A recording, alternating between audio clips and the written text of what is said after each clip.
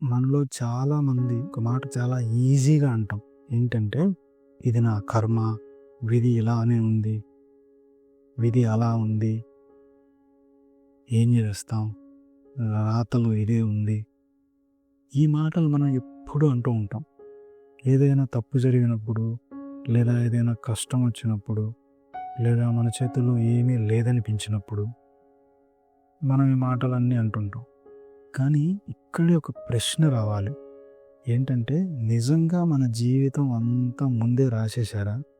లేదా మన చేతుల్లో అసలు ఏమీ లేదా? ఈ వీడియోలో ఎవరిని నమ్మించడానికి కాదు, ఎవరిని భయపెట్టడానికి కాదు, కేవలం కర్మ అనే మాట భగవద్గీత అసలు ఏ అర్థంలో చెబుతుందో నెమ్మదిగా అర్థం చేసుకుందాం. ముందుగా ఒక అపోహం తొలగించాలి.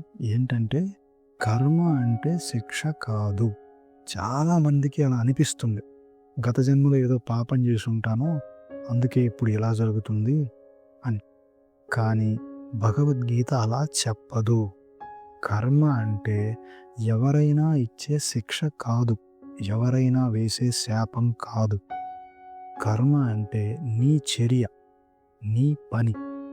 సింపుల్గా చెప్పాలంటే, నువ్వు చేసిన పని నీ మీదే ప్రభావం చూపుతుంది, అంతే. ఇప్పుడు ఇంకో పెద్ద అపోహ ఏంటంటే, విధి అంటే ముందే ఫిక్స్ అయిపోయిన సినిమానా? మన పాత్ర, మన డైలాగులు, ఫలితం అన్నీ ముందే రాసేసినట్టుగానా? అయితే ఒక చిన్న ప్రశ్న ఏంటంటే, అన్నీ ముందే ఫిక్స్ అయిపోతే మరి ఆలోచించడం ఎందుకు, ప్రయత్నించటం ఎందుకు, ఇది తప్పు ఇది సరైంది అనే భావన ఎందుకు? భగవద్గీత ఇక్కడ చాలా స్పష్టంగా ఏం చెప్తుందంటే, నీకు కర్మ చేసే స్వేచ్ఛ ఉంది, ఫలితంపై పూర్తిగా నీకు కంట్రోల్ లేదు. ఇదే అసలు గీతా సూత్రం. ఒక చిన్న ఉదాహరణ చూద్దాం. నువ్వు పరీక్ష రాస్తున్నావు అనుకున్నావు. చదవడం నీ చేతిలోనే ఉంది, పరీక్ష రాయటం నీ చేతిలోనే ఉంది. కానీ ఫస్ట్ ర్యాంక్ వస్తుందా లేదా పాస్ అవుతావా అనేది అనేక అంశాల మీద ఆధారపడి ఉంటుంది. అందుకే నీ బాధ్యత పూర్తిగా ప్రయత్నించటం వరకే.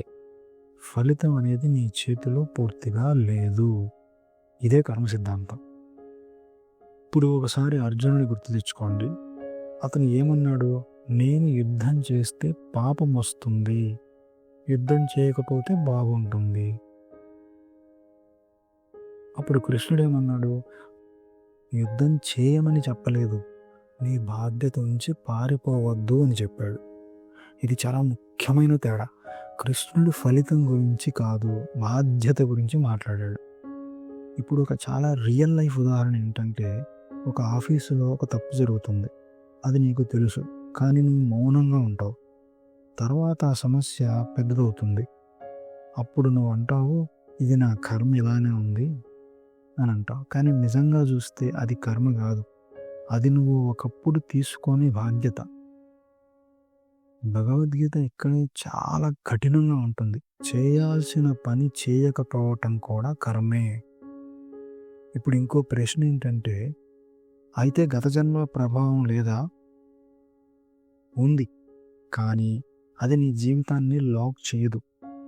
అది నీ పరిస్థితిని ప్రభావం చేస్తుంది.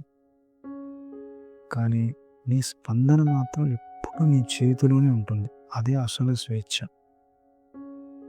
ఏంటంటే, ఒకరు కోపంగా తిట్టాడు నిన్ను, అది అతని కర్మ. నువ్వు ఎలా స్పందిస్తున్నావు? కోపంతోనా లేదా నిశ్శబ్దంతోనా? ఇక్కడ నీ కొత్త కర్మ మొదలవుతుంది. అందుకే గీత ఏమంటుందంటే, కర్మ చేస్తూ ఉండు, ఫలితంపై అంటిపెట్టుకోవద్దు. ఇది నిర్లక్ష్యం కాదు, ఇది పరిపక్వత. ఇప్పుడు ఒక చిన్న విషయం చూద్దాం. కర్మ సిద్ధాంతం మిమ్మల్ని భయపెట్టడానికి కాదు, మనల్ని బాధ్యతగా మార్చడానికి మాత్రమే. నువ్వు బాధితుడివి కాదు, నువ్వు పూర్తిగా నియంత్రణలో ఉన్నవాడివి కూడా కాదు. కానీ నువ్వు స్పందించే చోట పూర్తి స్వేచ్ఛ ఉంది. అదే మనిషి శక్తి. ఇప్పుడు నీకు ఒక చిన్న ప్రశ్న. నువ్వు ఎదుర్కొంటున్న సమస్య అది నిజంగా నీ కర్మేనా, లేదా నువ్వు తీసుకోని నిర్ణయాల ఫలితమా? ఈ ప్రశ్నకు సమాధానం బయట లేదు, నీ లోపలే ఉంది.